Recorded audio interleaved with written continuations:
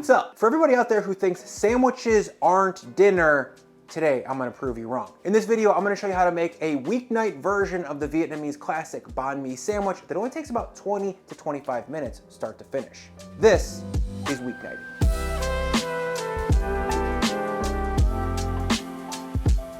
Okay, so the first step in this process is to make the crunchy carrot daikon pickle that goes on top of the banh mi called do chua. First things first, we gotta grab a little daikon here, which is a type of radish. These days, I think daikons are pretty widely available at almost all US grocery stores. But if you can't find one, I would say go to the Asian market or sub in cabbage. Now, once I got my daikon peeled up, I'm gonna grab a julienne peeler and then just start to zip it down into thin strips. The size piece that I'm looking for here is about 2 to 3 inches. If you go too long with the daikon, it's gonna turn into raw vegetable spaghetti. And then when you take a bite of the sandwich, you're gonna pull all the pickles out because they're so long. Once I've got about 150 grams shredded here, maybe 2 cups worth, I'm gonna switch over to carrot and just repeat the same shredding maneuver. Again, about 2 to 3 inches in length is all we're looking for. And just like for the daikon, we need 150 grams of carrot, so about 300 grams of shredded veggies in total. If you can't find daikon, by the way, I would say cabbage would be a totally good sub.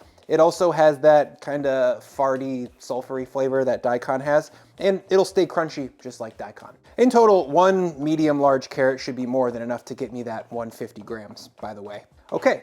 Once I've got my veggies shredded here, it's time to make a quick pickling brine. So for that, I'm gonna grab 200 grams of water and drop it into a little baby saucepan. Then I'm gonna add in 100 grams each of white distilled vinegar and rice vinegar.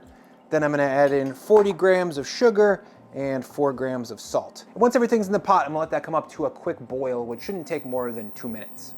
2 minutes later, once this thing's up to a ripping boil, I'm gonna kill the heat, then drop in my veggies and just kind of fold them in so that they wilt into the boiling liquid. This is gonna cook them a little bit, but it's not gonna make them mushy. It's actually ideal that the pickles would be a little bit softer so that way they're a little bit more malleable when they go onto the final sandwich. If they were pickled raw, the final sandwich would be too fibrous. From here, I'm gonna let this carrot daikon pickle marinate and cool down while I sort out the rest of the fillings for the sandwich. Up next, we need to sort out the meat. Now, a lot of banh mi sandwiches call for slow roasted pork or grilled pork or some other delicious meat. The thing that all those meats have in common is that there's usually some long overnight marination or some slow roasting that takes all day. And this is weeknight cooking, so we gotta figure out how to do it faster. So for me, that means making meatballs. To get started on that, I'm gonna grab 2 pounds of ground pork that is 80-20, give or take. If you don't eat pork, I would say ground chicken thigh would be a good sub. Next, I'll add in 10 grams of salt, 25 grams of sugar, 5 grams of black pepper, then 10 grams of cornstarch. The cornstarch is kind of the binder here, and it acts as the breadcrumbs or the egg in a traditional Italian meatball. Ooh,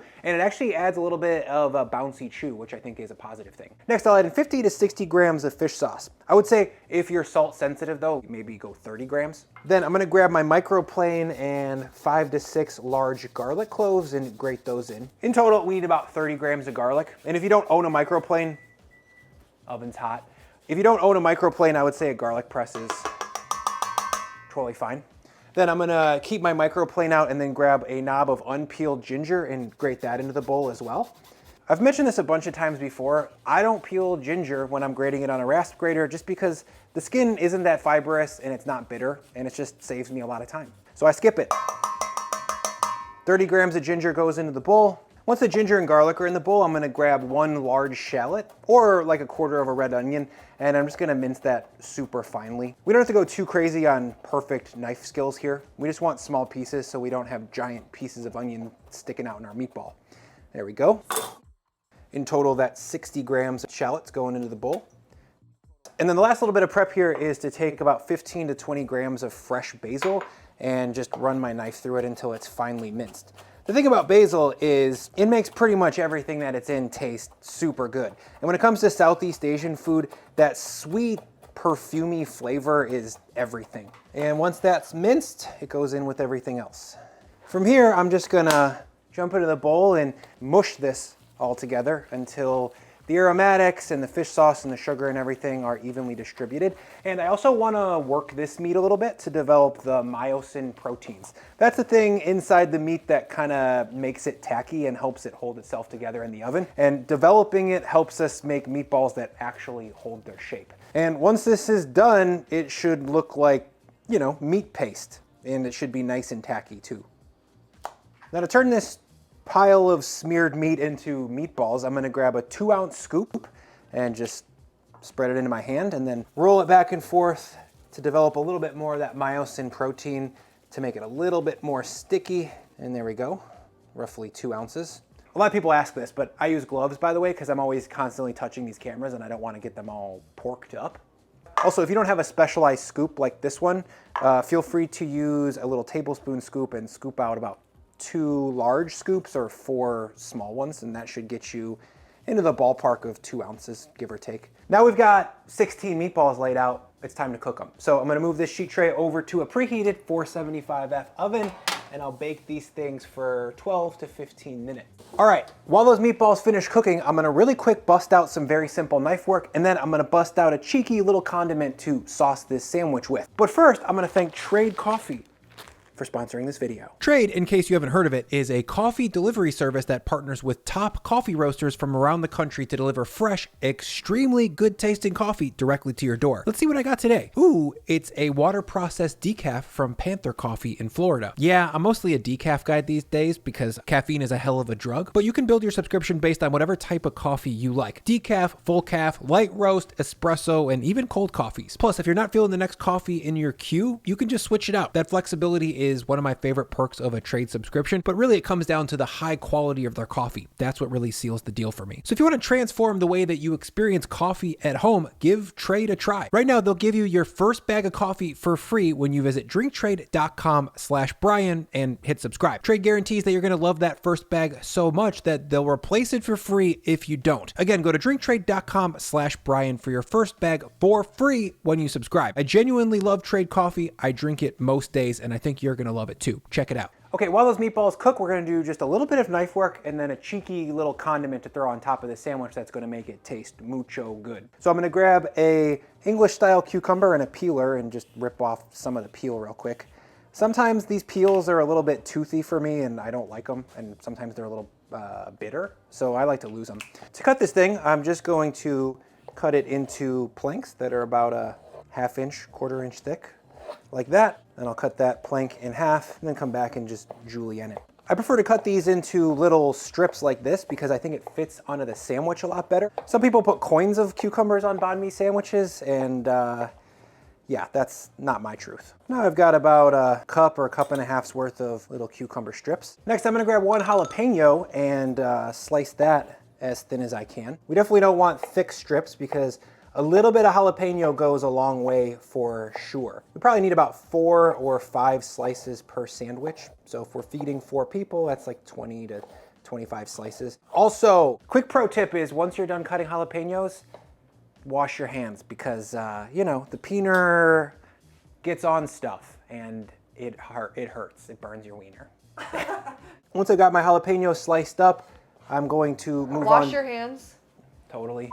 All right, the last little bit of knife work here is to grab a bunch of, what is this called? Cilantro. That's what it is, yeah. And then just give it a rough chop. I don't want baby leaves, I don't want minced cilantro, I just want like fresh, chunky stuff like this. Now, we are surprisingly close to building this sandwich, but the last little bit of prep, and it's only gonna take about 30 seconds, is to make a little Vietnamese condiment called nuoc cham. Nuoc cham is basically Vietnamese sweet and sour sauce, and it has every taste known to man going on at the same time. Salty, sweet, sour, umami, spicy, garlic, sweet, all of them. To make it, I'll combine 120 grams of water with 45 grams of fish sauce, 25 grams of sugar, about 10 grams of sambal paste, or a teaspoon's worth. Then I'm gonna juice in 1 whole lime, which is roughly 25 grams worth of lime juice. There we go. And then lastly, I'm gonna take my garlic press or microplane and just smush in about 3 garlic cloves, which in total is gonna be about 10 grams of garlic. Now to finish this, I'm just gonna stir to combine, and that's it. This is the type of thing that you'd see on the table at a Vietnamese restaurant. You'd get it next to your rice noodle bowl. It's just very, very versatile and extremely tasty.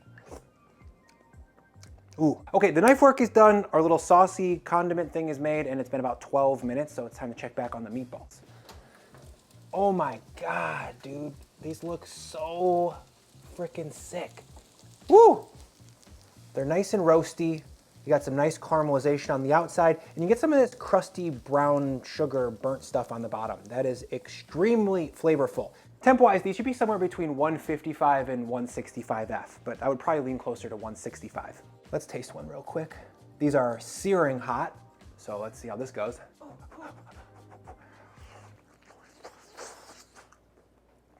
It's good, but it's hot. Oh, it's salty, it's sweet. You get the aromatic basil, and then the bottom of the meatball has that caramelized sugar thing that I was talking about, and it is really, really good. The thing about these meatballs is that they're gonna taste great on non-Banh Mi things too. You could have it in a rice bowl, you could put it onto some rice noodles, or even eat it as breakfast with some fried eggs. It's gonna be sick. At this point, all of our prep is done, so all we have to do is turn it into a sandwich. To do that, I'm gonna take a squishy little Banh Mi baguette and throw it into my oven to preheat and refresh for about 2 minutes. Texturally, when it comes to a Banh Mi sandwich, you need bread that is very soft and dumb in the middle and just a little bit crunchy and craggy on the outside. In my opinion, the best bread for that is like a tailor-made Banh Mi roll, but if all you can find is a squishy little hoagie at your grocery store, that's totally gonna work as well. Just definitely avoid an artisan-style baguette because that bread is way too crusty and chewy, and it's gonna make a Banh Mi sandwich that is really punishing to eat. Once I got a baguette that's nice and crispy on the outside, to put this whole sandwich together, I'm gonna drop a little mayonnaise on the bottom side, maybe about a teaspoon. Then I'll throw another teaspoon or maybe a half teaspoon up on the top side and brush that on. Mayonnaise is just good sandwich glue and kind of lubes everything up. Then I'm gonna take 3 of my pork meatballs and cut those in half. And we'll see how many of those I can sneak in. It's usually 4 halves. Yeah, 4 halves fit better. So 2 full meatballs in the sandwich. Okay, next, I'm gonna take a little bit of our daikon carrot pickle. And after 20 minutes or so, it's nice and cooled down. And the daikon and carrots have wilted just enough to fit nice and pretty inside the sandwich. Behind that, I'm gonna take about, I don't know, 10-ish sticks of cucumber and line one side to bring some of that nice wet freshness. Then I'll take some of my jalapeno slices and sneak those in on the meatball side here, maybe 4 pieces. Be careful because this can get pretty spicy pretty fast. Then to bring some of that nice herbal crunch, we're gonna go with some cilantro right on top of everything. Then to lube the sandwich up and to bring the ultimate level of sweet, sour, salty, and spicy, we're gonna add about 3 spoonfuls of this nuoc cham to kind of just juice the whole thing up. Oh my God. Look at this thing.